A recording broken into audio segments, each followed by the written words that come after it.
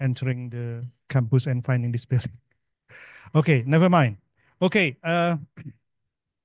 we are very lucky. While he's traveling to Indonesia, we can manage to invite him to come to our lovely architecture building department. And here he is now preparing for the uh, lecture today, this morning. Today, Pa Obe will be giving a talk titled Colonial Architecture from Another Point of View. And I think it's going to be very interesting because if you talk about colonial architecture, mostly it refers to a style, architecture style, but it doesn't. Yeah. Colonial architecture is an indication of a period of era, period of time during which many styles, many langgam architecture emerge and develop. Okay, and what makes it even more interesting, so the term from another point of view. So I guess there will be too many point of views that can be shared today. And we would like to hear what is your point of view. And this is interesting. Okay, a little bit about Obe. Pa Obe has published several books, but 3 books. 2 books were published in 2020, and it was written in English. And the third one, it was published recently, 2022, 2021, yeah, the Noyabawan, yeah, English architecture. And it was translated by my colleague, Ibu Hasti Tarekat. Thank you so much. It's very lovely to see you here again, after we met last week in different session. So Ibu Hasti is my, I learned a lot from her, and we know each other from, I think it's more than 3 decades. Okay, thank you for coming, Ibu Hasti. Okay, back to Obe. So I think you are going to have 45 minutes to an hour to deliver your speech. And afterwards, we're going to have Q&A, discussion, questions, something like that. And okay, I think we're going to have enough time until 11 o'clock. So Obe, please come to the stage. Floor is yours. But before deliver the speech, probably a short introduction of you. Thank you.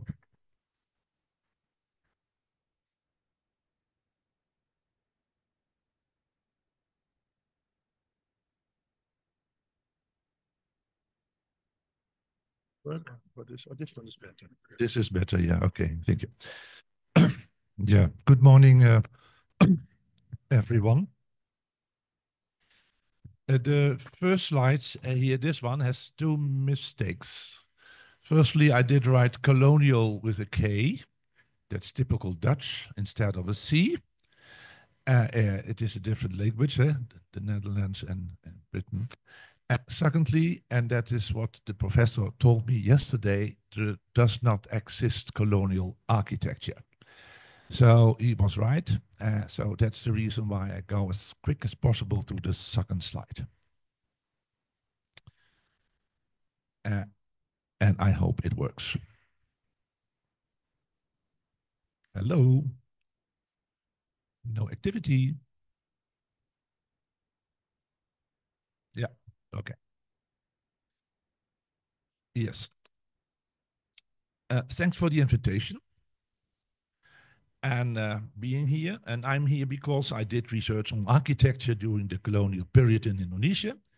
And I wrote, indeed, what the professor said, some books about it. My first slide, of the second slide here, shows a reference work, which was published in 2021 in the Netherlands under the title Indische Bouwkunst. The book was translated, as just told, by Hasti Tarikat Dipoliolo and Cecilia. That is fantastic. And this book was translated and it is available for free as a PDF under the title Architectuur di Nusantara. Who of you did already download this book? No, it is free. So do it, please. And you can see it on the next slide. I hope it works. Yeah. There the website is. Okay. Please write it down, and it is free. Well, I will tell you how that book came into being and what made me see this regarding architecture differently from another professionals before me. I will not tell you what is in this book during this lecture because you can read it by yourself, even in your own language. I would like to let you know that I received the invitation for this lecture just a few days ago. Normally, I prepare such a lecture thoroughly. Normally, I show many images at each presentation. Unfortunately, you will not see many images during this lecture because all my presentation material is in the Netherlands. Books like this, ladies and gentlemen, are normally written by architectural historians, at least in the Netherlands. And as you know, architectural historians are experts who are trained to determine the value of a building. They can explain how that is done better than I can. I'm an urban planner, an urban designer. Uh, to be able to do this properly, they want to know the name of the architect. They need construction drawings that they study thoroughly. They read trade journals from the past and look for the sources of inspiration of the architect in question to make a well-argued value judgment about a building. They are really professionals. With that method, you won't get far in Indonesia. Construction drawings are rare. The architect of many colonial buildings, sorry for the word, is unknown. Their sources of inspiration are often also unknown. Perhaps these were important reasons why not a single book with information about colonial architecture was published until well into the 80s.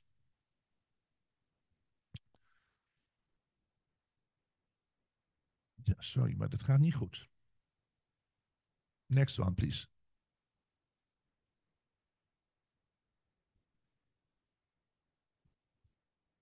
This one, yeah, okay. This doesn't work. Sorry, or I made a mistake. Hype Akihari. Who knows Hype Akihari? One. Hype Akihari, it is a lecture. Dus, okay, I give you information. Hype Akihari was the first one who published a book in the Netherlands. Akihari was not the only one who was concerned with regarding architecture in the 80s. You probably know the names of Helen Jessup or Corpa Schier and some other people. Akihari was the first who conducted a broad investigation into these architecture and urban development in Indonesia. He did a great job at the time. In the 80s, he collected all the information he could find about architects who worked during the Dutch period. He found most information in architectural magazines. Architectural magazines, ladies and gentlemen, are important sources, of course, but they often contain mainly information about and by architects who ensured that their oeuvre was inclusive.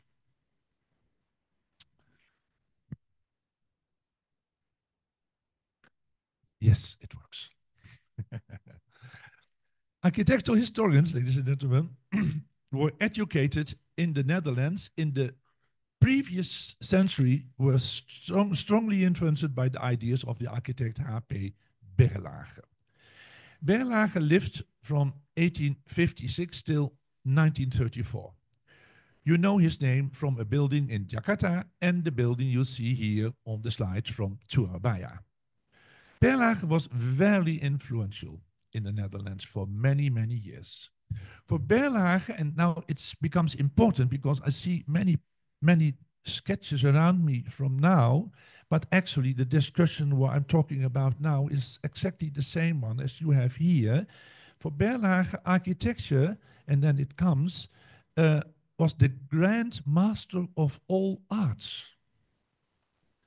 For him, a good architect was the same as an artist.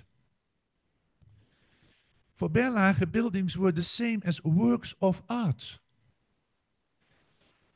Design drawings were also works of art for him.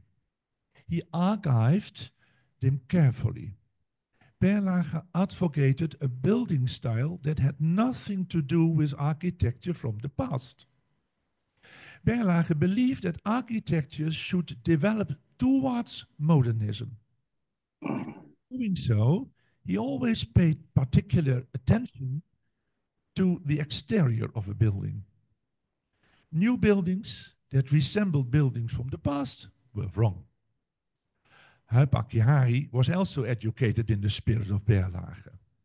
In his book, he writes about good and bad architecture in the colony, whereby good architecture for him always had to be modern. In preparation for my first trip to Indonesia in 2011, I studied Akihari's book.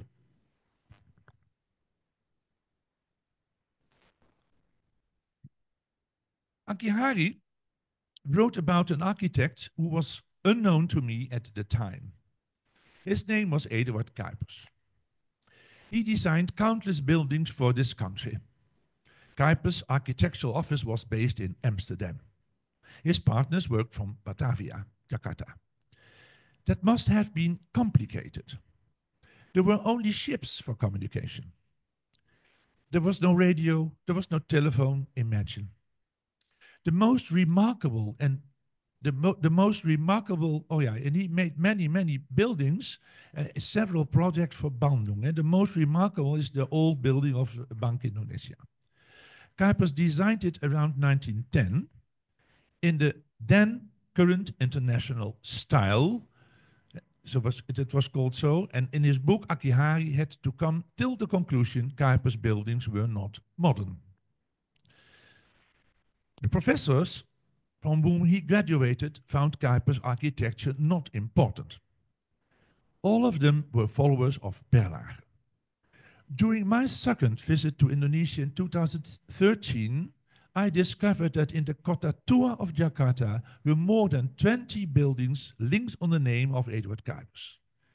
And this man was not important. Curious.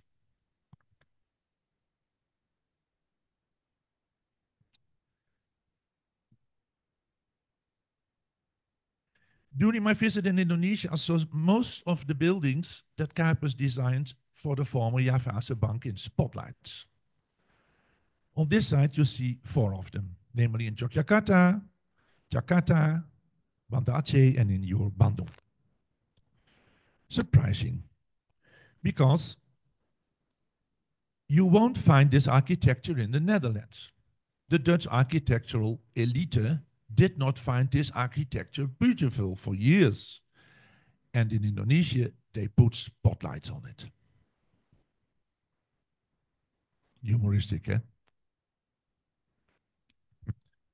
I discovered that at the beginning of the last century, Eduard Cuypers was the first in the Netherlands to publish a magazine that was entirely devoted to the culture of this country, under the title Netherlands Indische Huis, Oud en Nieuw.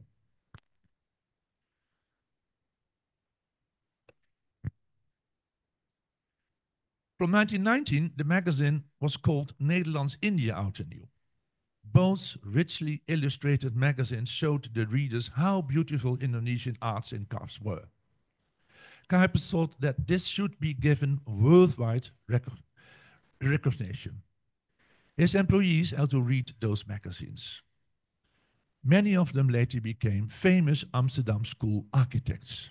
They all were inspired by influences from Indonesia thanks to Eduard Cuypers.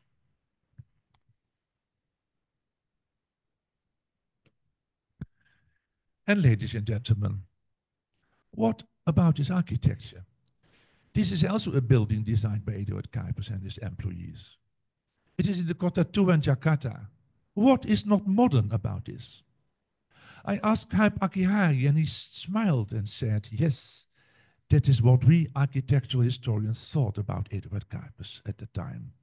And we did not know that he was also the designer of buildings like this. Here's another image.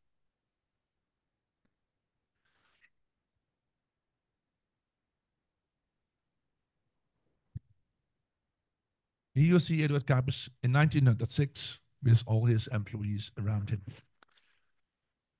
I started to delve into the person of Eduard Kuipers and his views on architecture. They turned out to be opposed of those of Berlage. For Kuipers, architecture was not the grand master of all arts. Architecture was the art of building. Architecture was the organization. It was the right man in the right place and a listening ear to the client, because whoever pays the piper calls the tune. For Kuipers, an architect was not an artist. An architect was far too dependent on the input of all others for that. For Kuipers, a building was not a work of art. You don't touch a work of art. A building must be able to be changed.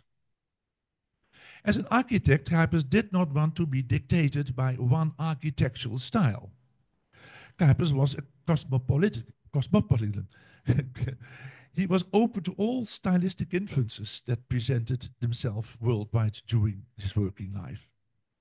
Kuipers did not believe in one modern architectural style. For him, there were many modern architectural styles. An architect was open to the latest developments in building and in architecture, and if he was modern for him. I inventoried, studied the building that Eduard Kuipers and his partners designed for the country. I did that in Indonesia, but also on basic of black and white pictures I collected for books or from archives. And I bought many postcards, because there were hardly any construction drawings of Kuipers, not in Indonesia and also not in the Netherlands. The result of my research, ladies and gentlemen, into Eduard Kuipers and his partners led to these two books. They are for sale. Peri Plus, or maybe the PDA in Jakarta, if they still have the books. They are for sale in Indonesia. One book about him, the left one, and the other one about his successors who worked between 1928 and 1958 in the name Firman Kuipers in Indonesia. I can tell you that through that research, I gained a different view of architecture than that which has been common for years among architectural historians and other experts. With that different view, colonial architecture in this country was also better understood.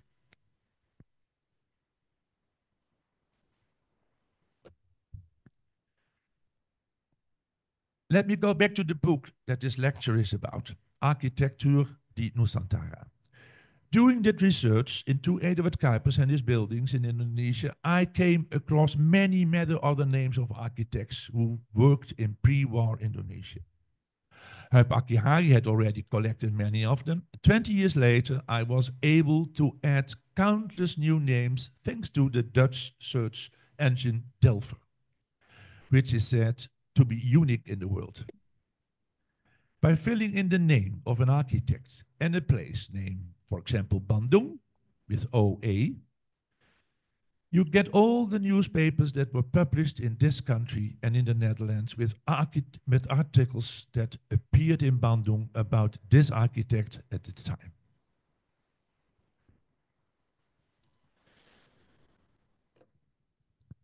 I found photos of some architects in the internet. I searched for relatives of architects through family trees. Sometimes I got a photo of a family member who was happy that attention was paid to his grandfather or his great-grandfather. In this way, I possessed countless photos of architects.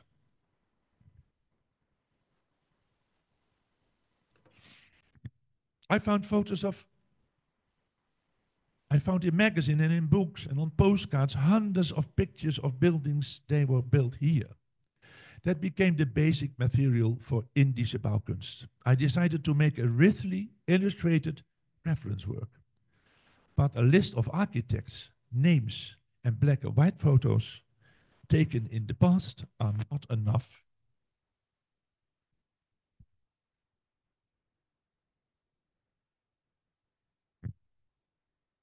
The book also had to contain something about the architecture and the stylistic influences that the architects in question were open to. I approached a few architectural historians to help me with this, but they did not dare. Speaking out about stylistic influences is asking for trouble, I was told. I was not in any danger if I limited myself to the small selection of stylistic influences that an architect in the Netherlands was open to in the first half of the previous century. However, I could do nothing with something like Amsterdam School or Delft School or het Nieuwe Bouwen. Colonial architecture in Indonesia is modern in a different way than in the Netherlands.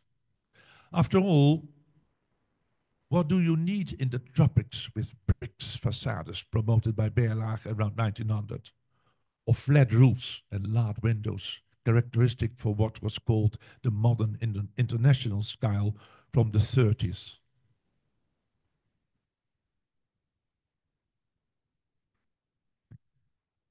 Indonesia has undergone other style influences than the Netherlands. That much is clear. No one before me has done research in that. No architectural historian in the Netherlands had made any statements in the past about the many style influences that pre-war Western architecture underwent in your country. Not even Hari had dared to do so. So I did it by myself. After consulting an architectural historian, by the way. I discovered no fewer than 14 style influences over a period of more than 50 years. Some, such as Beaux-Arts, Expressionism, and Art Deco, can be further subdivided. Someone else might have found a different classification. Prima, okay. As an architectural historian said to me, you can always discuss style influences. I don't intend to do that.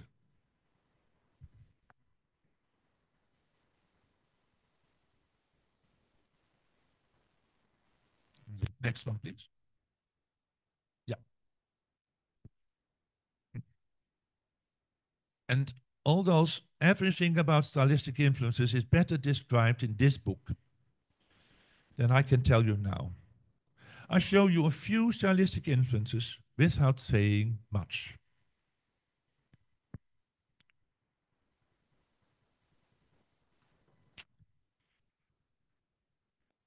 I don't present 14, it takes too long, so just some images to get an idea what I'm talking about. Around 1912, 1914, you find here this kind of architecture, and I called it Indonesian eclecticism. There are many more examples of it, and right above you see the Bandung Nederlandse Handelsmaatschappij, designed by Eduard Cuypers.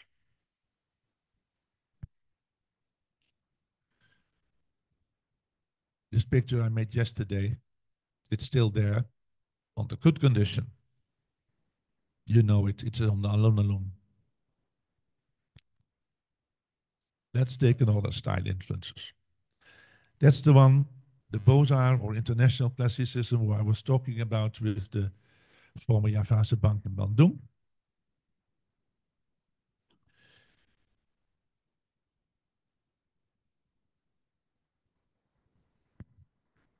The building on the left in Manado was gone, more or less. It was part of the newest building out of the 70s, and they try to rebuild it now, reconstruct it now. So even in that area, they feel that colonial or this architecture is important. And this is the building nowadays. Wonderful condition. Congratulations. I think Eduard Cuypers would be proud about it.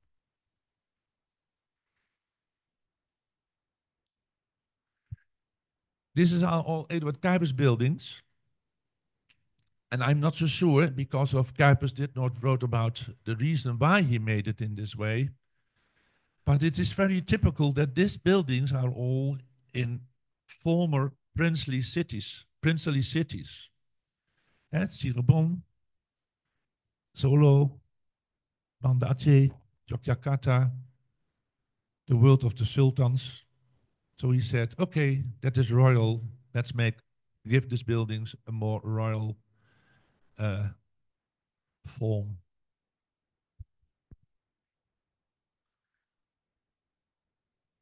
In Surabaya and then in Batavia, Jakarta, the headquarter of the building of the Javaanse Bank became this style. It was also Beaux-Arts or international classicism, and it has more European influences. The building right up was the one where Berlage was very negative about in 1923. It was the only moment that he was negative about Eduard Kuipers' work. But Kuipers died already, so he wrote it in his book, Indische Reis. That was not his favorite architecture. Berlage still believed in modernism, and it was not modern. For those inside, it was a very modern building.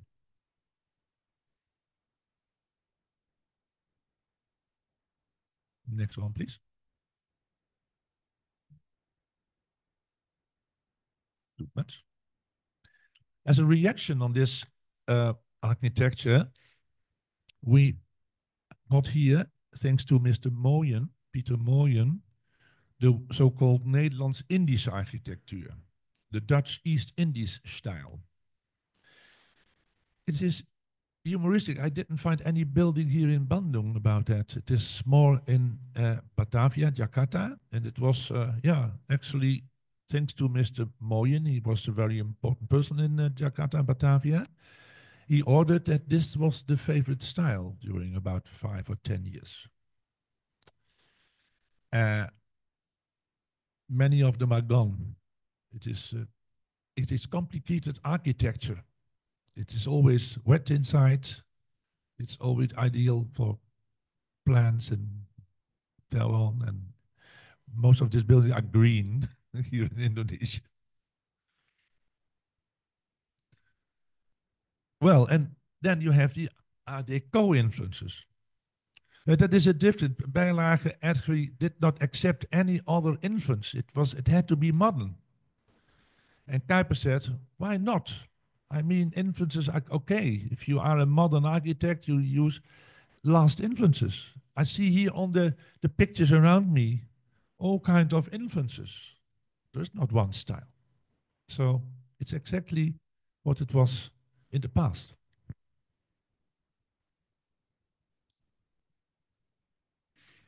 Now, then, it is what I called American Art Deco. If you don't agree, give it another name. But this Art Deco in Bandung is different from the Art Deco I've seen in Jakarta. And I advise you, yeah, it is okay to create a sort of diversity in it. Because as you talk about colonial architecture, it's always the same. And if you talk with political persons, and you say, okay, let's keep this old building, and he or she said, no, we already have 10 colonial buildings, so what happened? We can miss one. No, it is a different sort of building than the other one. There's diversity in this. That is what I advise you to do. And then that is more my task as urban planner, urban designer, maybe. But okay, American architect, Art Deco. And many of these buildings are in very good condition, thanks to Bandung.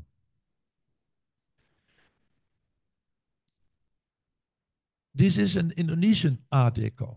What is Indonesian Art Deco? Well, in Indonesia, the temperature plays a very important role. So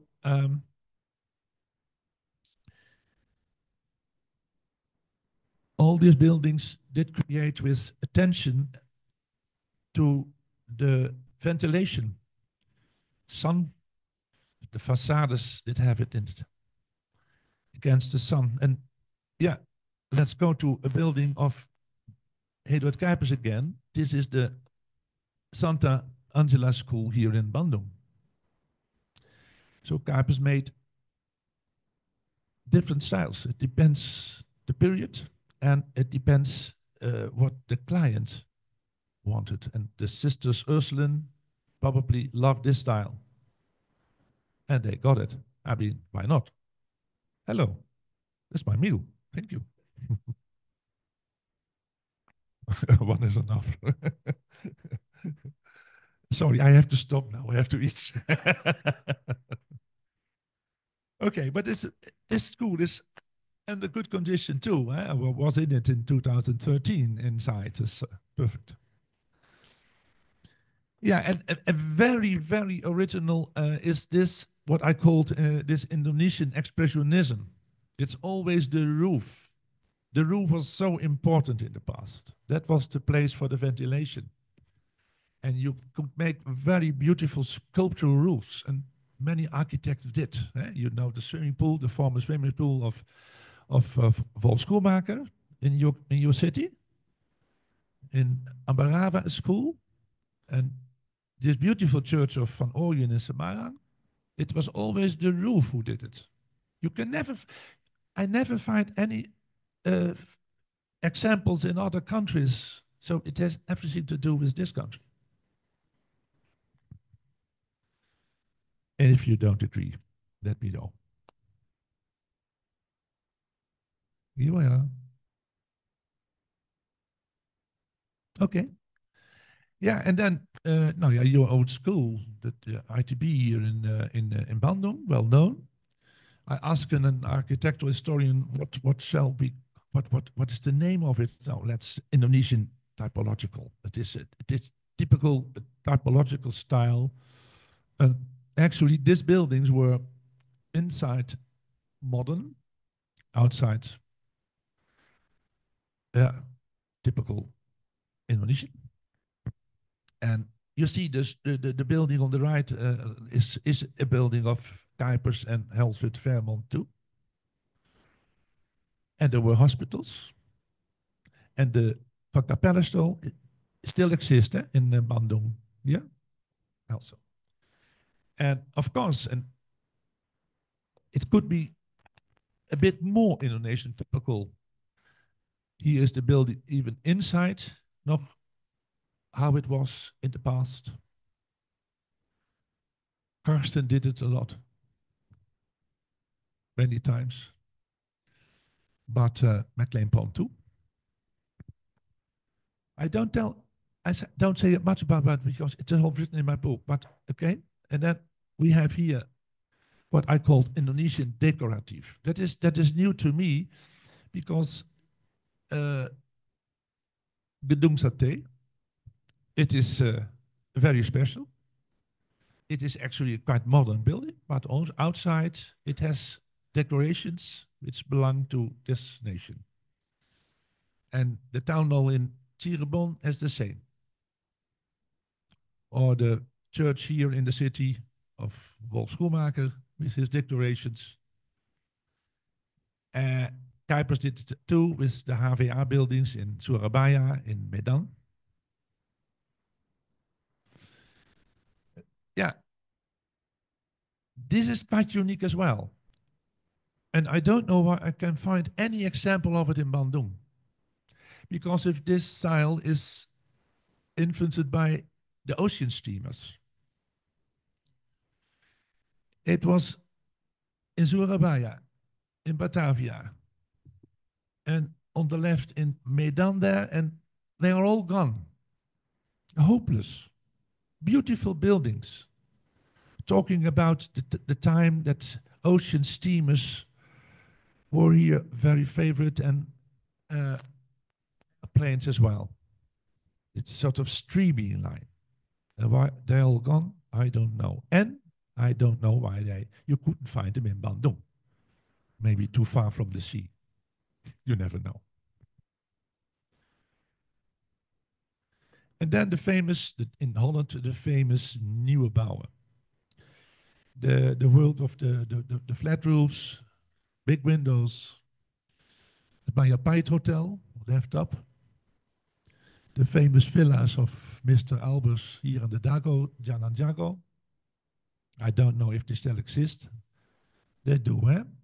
I think some years ago, in 2017, the one was blue and the other was white, and maybe they are now all the same, but okay. And yeah, in Malang, Kassar.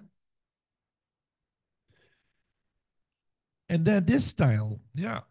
In the 30s, we had a sort of economical crisis here in Indonesia as well. It was a drama. But second half of the 30s, it became better and better. The Dutch had became richer and richer, and they built their buildings, office buildings.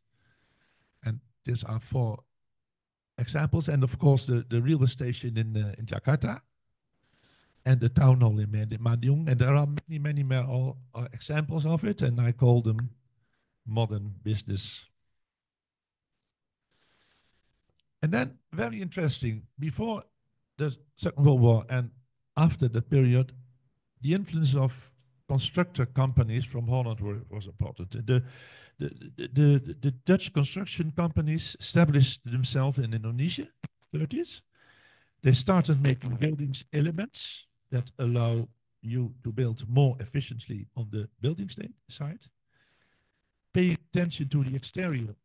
Is my okay? Or stop it? Yeah, maybe the battery is over. Okay, but it's almost over. So, and this company has made actually buildings. This one looks older, but they were rather new.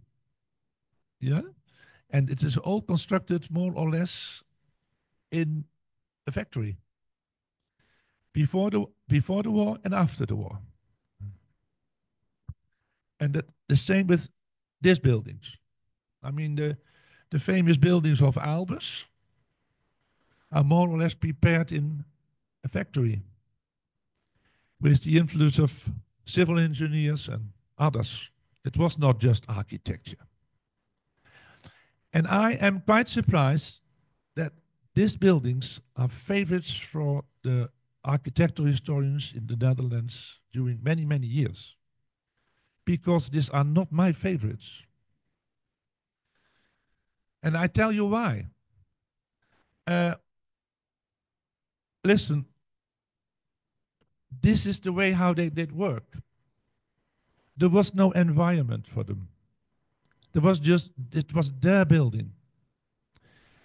Small houses around them, unimportant. This was it. And that is the same what Mr. Le Corbusier did. Yeah? A big part of Paris had to make place for his big projects. Strange guy. Design. And interesting to see and to hear that Mr. Kuipers made this Toko de Vries. And Mr. Kuipers was in 1909 here in Bandung, and he got the order to create this shopping house, Warenhuis. And nowadays you think, curious building. It's lovely, but it's small. It has a small scale. The reason why he did it was because of the Savoy Homan Hotel was next to them. It's the same scale. That is urban planning, urban design, to keep things together, to make one ensemble. In combination with the palms along the street. It was a beautiful, but almost romantic picture. That's why he made this, in this style. And nowadays, you see this building, and this is the picture from now. Sorry, I like buildings from Albers, but maybe not on this place. And dear professor in Germany, they say Plattenbau. Yeah. Okay. At last, the last style of my 14 styles, and let's talk. That is the famous Yankee style. Yeah, the Yankee style is actually almost 100% Indonesian. The Dutch were gone, and the young generation of architects in this building here in ITB learned to create this, built by the way, Dutch constructors, but it was their choice. That was the beginning of a new area. At last, the book. Please download it. Then you get much more information, more than I can tell you now. And thank you for being here.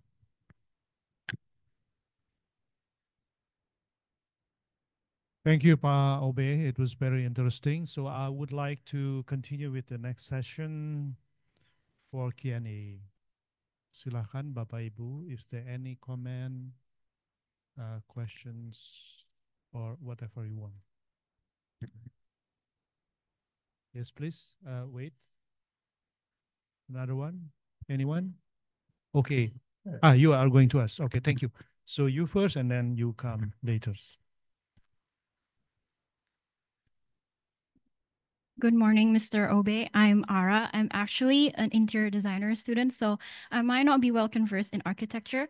However, I'm intrigued with your writing process. You mentioned that the Indonesian architect archival is quite poor, but then you managed to retrieve family tree records and then old magazines, architectural magazines. I was wondering how you're able to get your hands on them and how long did it take for you to write each of your books? Thank you.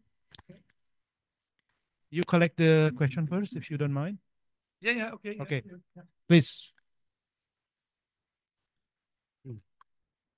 Thank you. Good morning, Mr. Obe. My name is Dwight, and I'm interested because you mentioned Manado.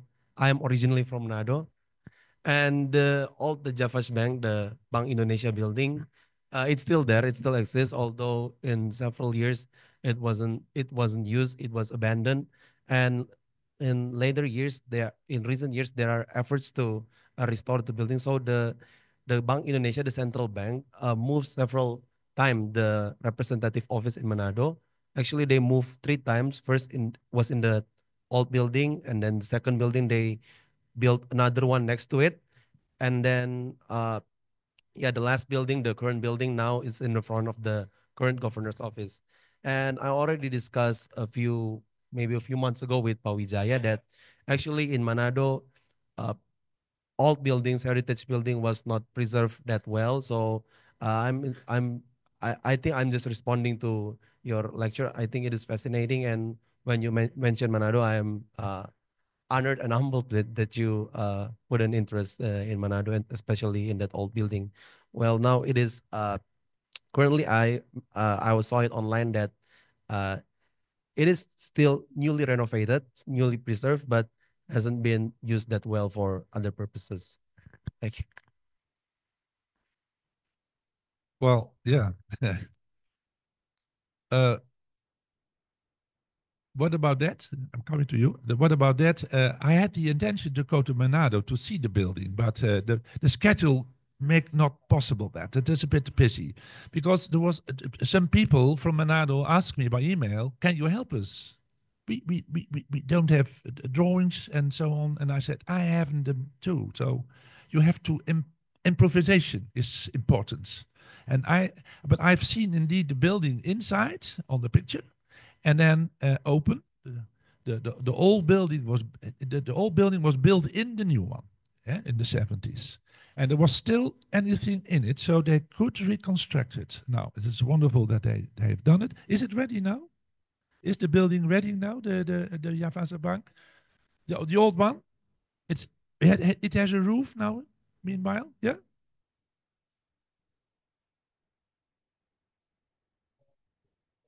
Okay.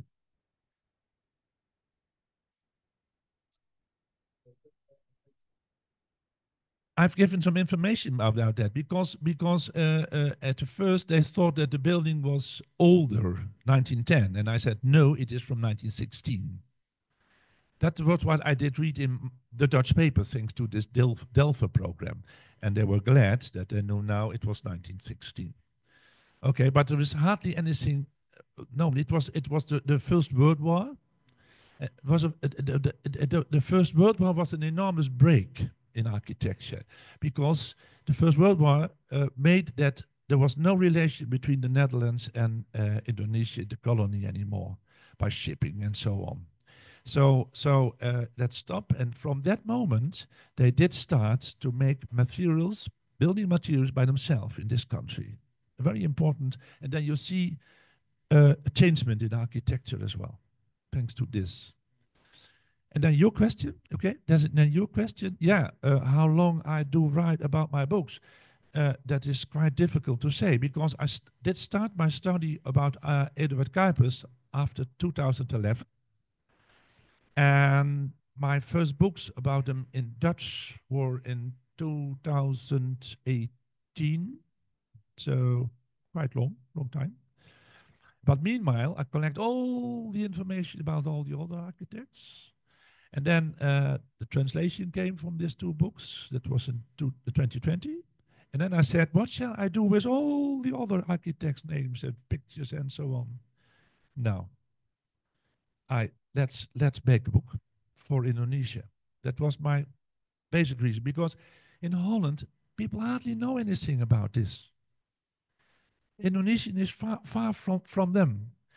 And Holland was a long time far from Indonesia. So we have now more chance to join and to see together what we can do with this architecture and with the opinions architects had. For example, the Kuipers one or the Berlage one. Okay? Okay, you're content?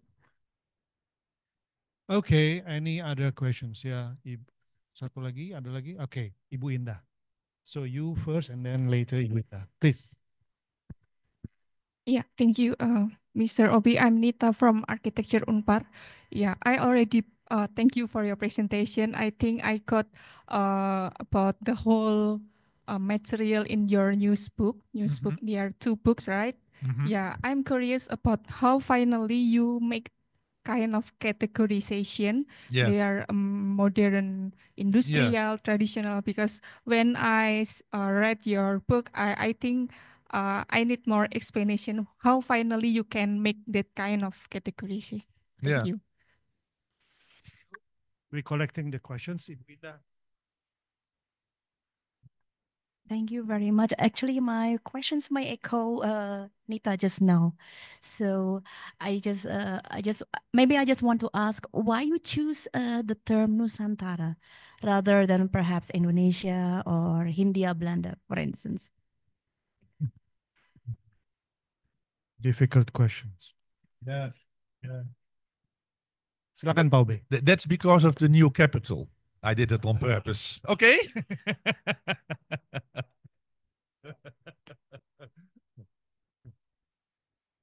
Yeah, you did collect the questions. Yeah, well, it is. That's what I said. It is tricky to try to keep a sort of ordering. What about that? And that's what I say. It is up to you to change this ordering. I mean, I'm not the professor who tells you what you have to do.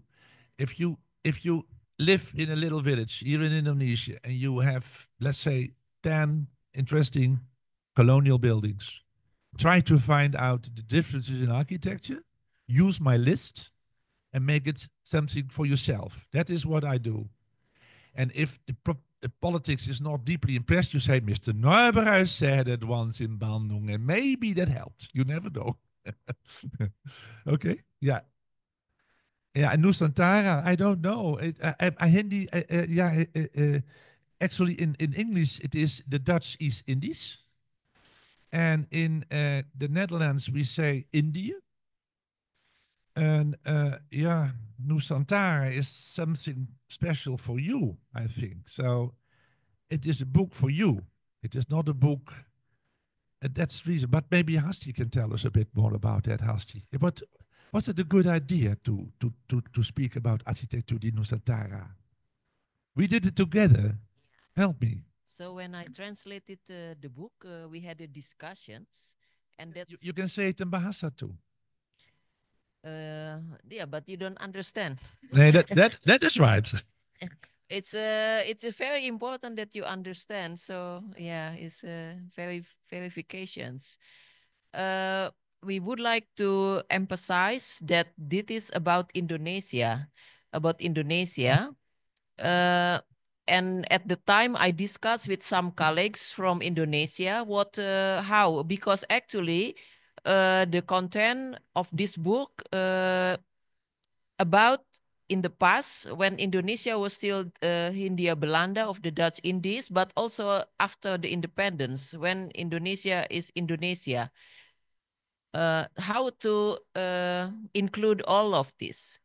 And we also would like to emphasize that the uniqueness of Indonesia as a new nation. And at the time, all Indonesian architects that I consulted suggested probably Nusantara is the best word. And then in the subtitle, we mentioned about Hindia Belanda and Indonesia.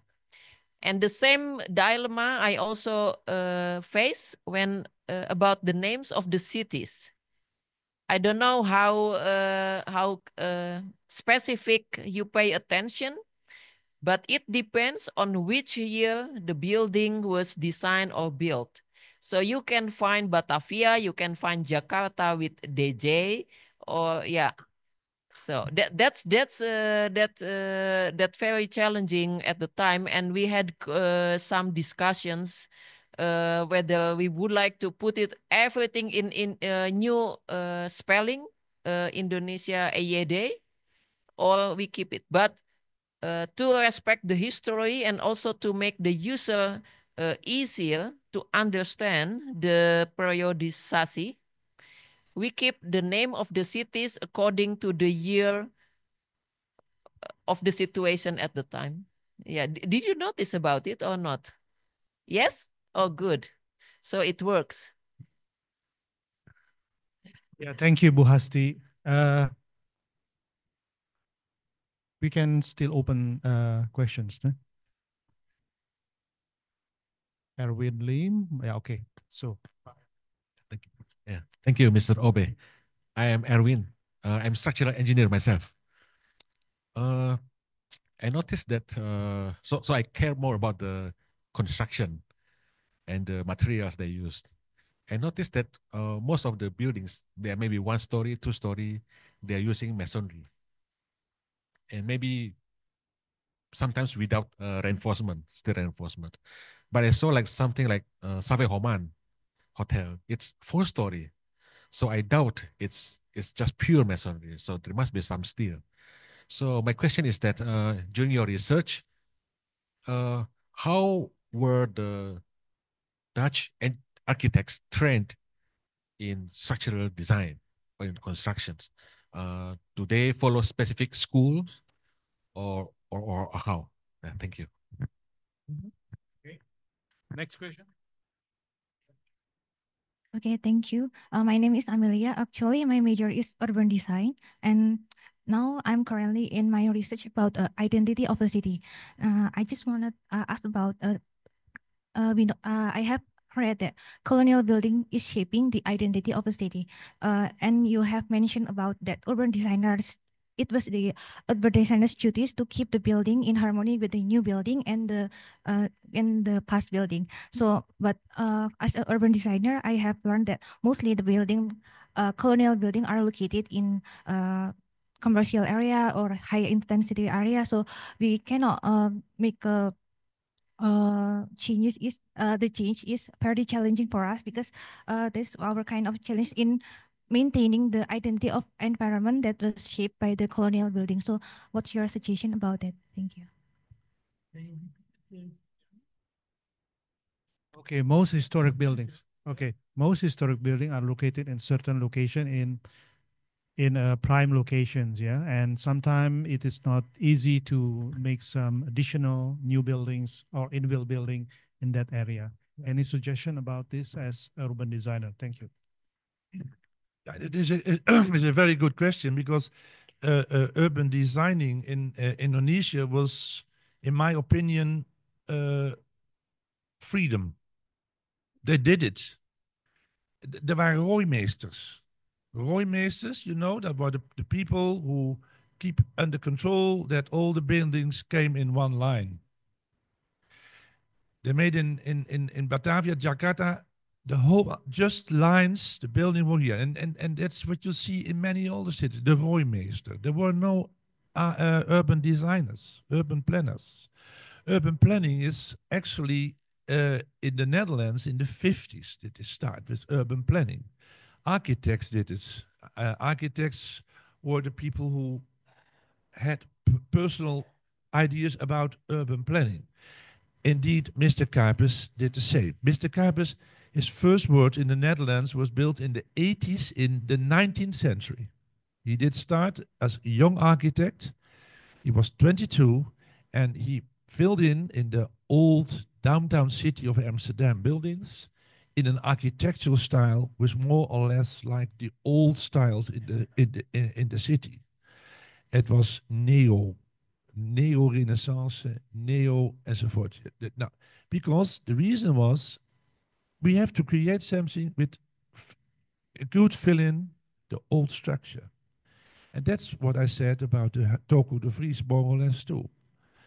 But here in Indonesia, there were many situations where there was no control, there were no rules, so people were free to fill it in, and all the villas with a big garden, well, make something beautiful of it. I mean, you know what I mean? The more concentrated an ensemble becomes, the more reason is it to keep under control the size, the scale, and so on. So, yeah, I use many words. It is maybe not an answer on your question, but urban design is something from after the Second World War, and it is wonderful that you chose this profession. Okay. Yeah. And what about the education of the people in the Netherlands? It depends a bit. There were different possibilities.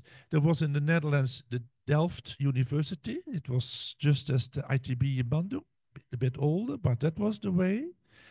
And well, people learned if they had a more artistic education to be an artist, then it was the design that was most important, and then they need constructor people who help them, and that is actually what I found out. What about the buildings of the Dennis one and the Savoy Holman one? Construction architects were in the Netherlands less important than the artists, but they did it together. And sometimes the one had more influence and sometimes the others. And I have no idea who was the most important one here in Bandung, Albus or the others. I don't know. There is from the Eduard Kuipers list. There is a factory in Cirebon. You know him probably. That was from the BAT building. The BAT building outside was a little bit romantic. Kuipers found, yeah, it is part of the city, and it is so. He did not choose for a real factory outside, but inside it was very technical. So he said, if you can see it, keep it technical, but if you see it from outside, make it more that you can fill it in a city like Cirebon. His Javase Bank was nearby. He said, yeah, come on, don't buy a factory next to my Javase Bank, and then that is not a good combination. So that's why he made it more like the rest of the surrounding. Yeah. Okay. But yeah, and what about the education? It depends. It was sometimes Delft, sometimes you could have the Academy of Bouwkunst. Yeah, that was a way. And the first architects who came here, that was around 1903. So before 1900, there were no really architects here. Hulswit, the one who built the cathedral in Jakarta, he got his education from Pierre Kuipers. That was the uncle of Eduard Kuipers. And that was all. They had there was no school, there was nothing. It was practical work. Yeah. And here, yeah, since 1920, we have this ATB building. By the way, I told it you yesterday, the oorkonde used by the opening of this complex was made by Fairmont Kuipers and Hulswit and Eduard Kuipers. The oorkonde. I have never saw before. I did read it in the paper. Okay, but dit beside. Zijn er nog meer? Are there more questions? Or not at all? Yeah?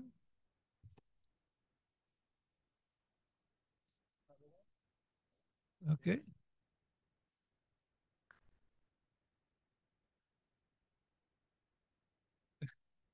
Thank you. My name is Maria Orchita from Architecture Unpar. Yeah. I would like to ask you about, from your explanation about how wonderful the colonial architecture in Indonesia, I wonder from your perspective, for young architect in Indonesia, what should we do? Is it to continue the design style from the colonial architecture or make our own design, our own style? Because recently the design is almost modern and we have no style. Maybe that's the question.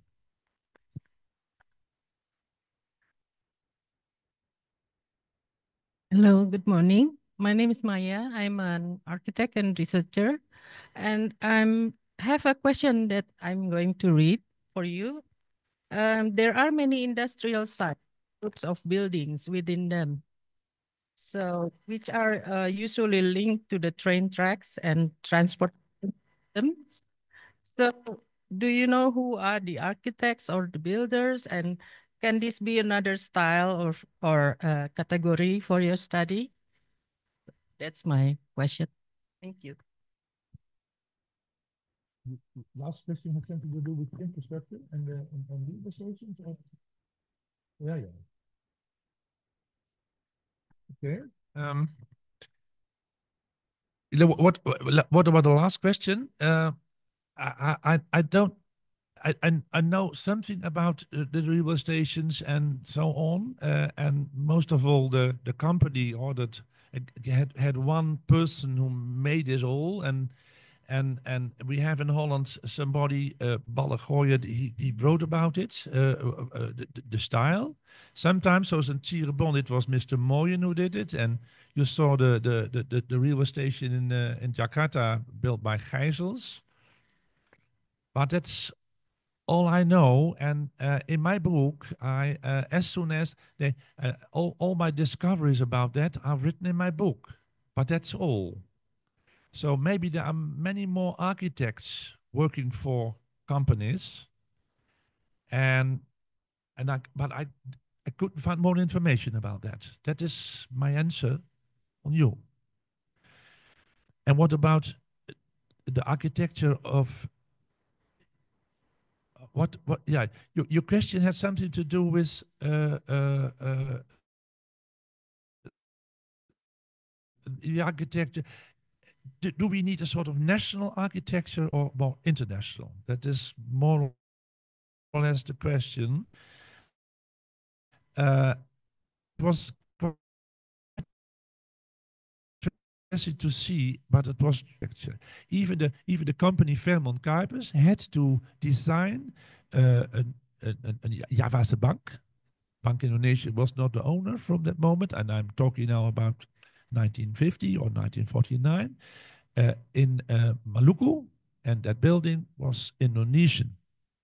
And I can imagine if you are a young nation and then you want to try to promote your identity, then you have an architecture special for you.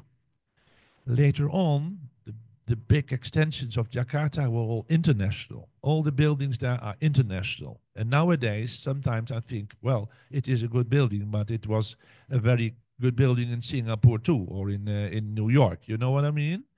That is more or less, it is just as with this stylistic influences. It is sometimes a bit more Indonesian and then less, and then more. Yeah, that's life. That's life. Lastly, I think that what the Dutch did, and the Indonesians, by the way, too, because that were the builders, They had to work, hard work, making the people in white make the designs. So was it actually. But what they did was very good. What about ventilation and so on? And there was always an empty roof just for the ventilation. The first building of Berlage in Surabaya, that was a mistake. He made on the roof some special rooms for people for working, but that was too hot. So, but then I'm talking about 1900. Huh? There was a lot of experiments in how to keep the temperature under control in your building, and I believe you can learn a lot of this what they did during that period, but do it then nowadays in a more modern way. Okay.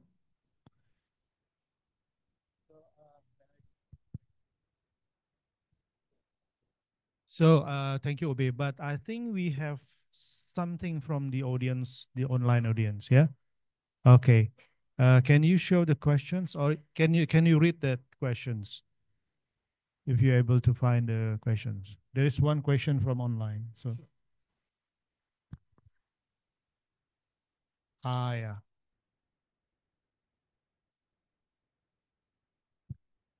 It's on the screen. Can you read it? Okay. As you mentioned earlier, that Genki architecture is 90% Indonesian. Is it a source of pride because after gaining independence, Indonesian architects no longer use colonial architecture style, which then led to the birth of Genki architectures? Oh, that's the question. What is your opinion on the originality of Genki style? So it's about Genki architectures. Yeah, you mentioned that it is part of the influence that happened to. Well, I find out, and I believe I did write it in my second book about Fairmont Kuipers, that the Jenkins style is an invention in this ITB complex. Here, the Jenkins style, this is the birthplace of the Jenkins style, ITB. Yeah. And there were teachers, some of these professors were, by the way, Dutchmen. And I'm talking about 1950 and 1955. And these people did motivate Indonesian young students to make this architecture, and they did it in their own way, and that was the Genki style. And till this, people were gone in 1958, and then they take it over and they make it by themselves. And it is quite curious because you can. I think Mrs. Francis did write a book about Genki style. I remember.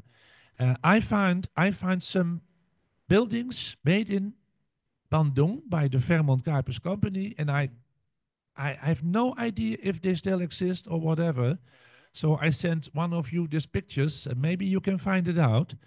But the Genki style was not just in Jakarta, it was also here, but on a smaller scale. But that was not the answer on the question, I believe. I like this style, but on the other hand, it is a complicated style. I mean, it is complicated to keep it under control. That's actually what you can conclude. So later on, it became simpler and easier, and less complicated, and that is maybe for the long time better. Okay. Next questions. What's another one? I think several questions. No, come on, please. You can read it. Okay. I'm on the corner. I'll do that. First one, were there any official instruction or regulations issued by the Dutch government regarding the architectural styles or building typologies that had to be applied in the Dutch East Indies, particularly in distinguishing administrative, military, and residential functions?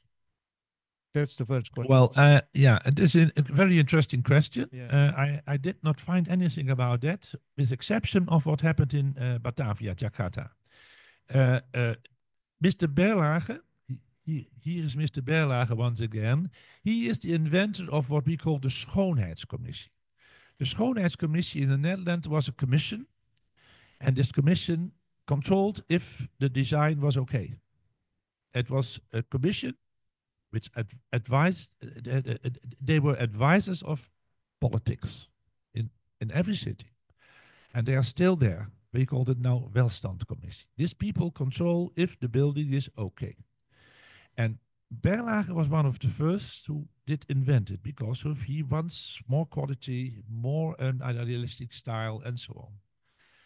Mr. Mooyen, Peter Mooyen, he was the one who did start in 1903 in Batavia, Jakarta, as advisor of the local government.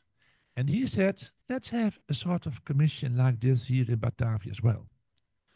And this commission, it was, I believe, called the Technical Commission, keep it under control during about 10 years.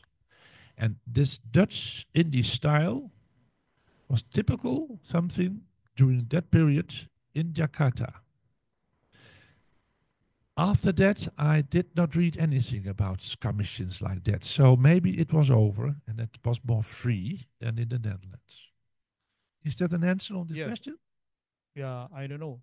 Yeah. But yeah. it could be an answer of the first question. But there was many more freedom here in Indonesia. Yeah. And the whole, and you see there are many more rules in the Netherlands than in Indonesia till now. Okay, I have another opinion on that, but let me focus. What is your opinion? Let me focus on the question first. No? Okay. Because they are already waiting. So the second one, how was the organizational structure of Dutch architect in the Dutch East Indies? Did they work independently, join government agencies such as the BOW, Burgerlijke Openbare Werken, or were they affiliated with professional association like the NEAV, Netherlands, Indische Architectenvereniging? That was the questions. Okay. And that was the last one is were there were standard designs? That's the third question. Yeah. Could you move it a bit further up? Okay. Were there standardized design guidelines such as road standards, building dimension, or facade types applied across the Dutch East Indies, or did major cities like Batavia, Bandung, and Surabaya develop their own standard independently?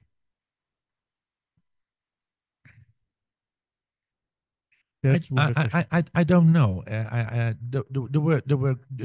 were architectural groups who came together. Just the architects joined to and talked about architecture.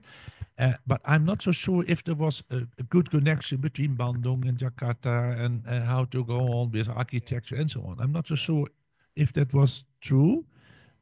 What about the standards? It is true that BOW had standards, but the standards had more to do with money than with architecture. So there was a maximum amount for school, and a bigger school, a bigger amount, and a local school, and so on. And the architects had to work to keep it under control in that terms. That was the and BOW had to yearly they had to explain what they have done this year for so many money and so on. It was, and they have had their own styles during some periods. The BOW style around 1900 is written in my book, and then you had the style, the more Dutch Indie style for some buildings around 1910. Kantor Pos in Medan, for example, and I don't know. And here there was here a Kantor Pos too, in same style, I remember. But so there was a style, but the more the latter it was, the less style influences were there, I believe.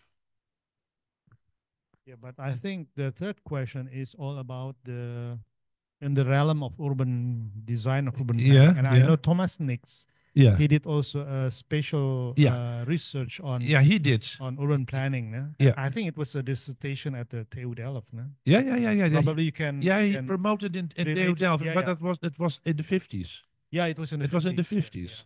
So he was back, and then he did start, and Okay. and I buy this book, and wonderful sketches in it, Yeah, but exactly. I could not find a clear line in it. It was more or less giving information about his discoveries in this country.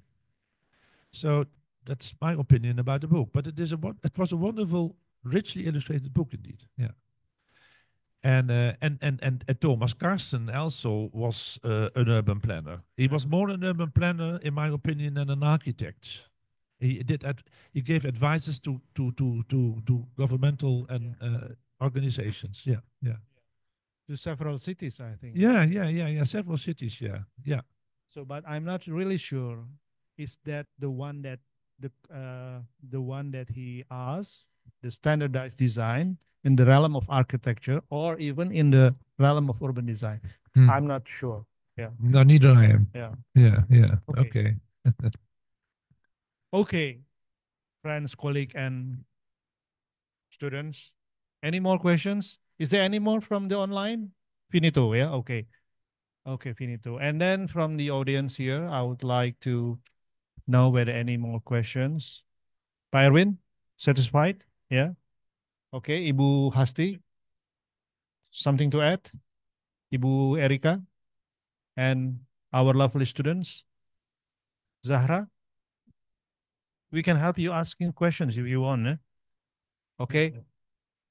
Yeah, I think that will be the session today.